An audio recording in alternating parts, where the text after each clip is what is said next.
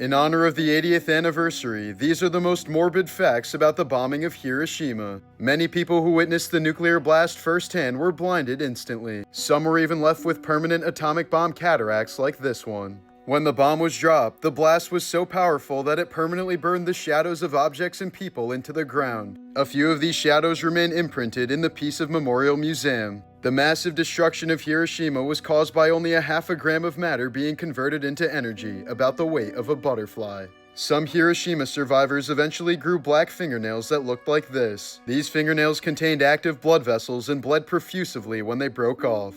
If you're a certain distance from a nuclear explosion, you won't die immediately. Instead, you'll get third-degree burns all over your body, and your nerves will be killed so fast that you'll barely even feel it. This happened to a lot of victims in Hiroshima, and when rescuers would grab their arms to help them, their skin would slide off like a glove. The Japanese army had no idea Hiroshima had been bombed until an entire day after it happened. This was because there was no way to communicate with them, since the bomb destroyed all phone lines, telegraph lines, and radio transmitters. They had to literally fly an official out to Hiroshima to find out why they weren't communicating, and he found a city that was completely obliterated. Albert Einstein encouraged President Roosevelt to develop the atomic bomb because he feared the Nazis would make one first. But he deeply regretted this after hearing about the devastation of Hiroshima, and knowing that his discoveries led to the invention of the atomic bomb made him very depressed.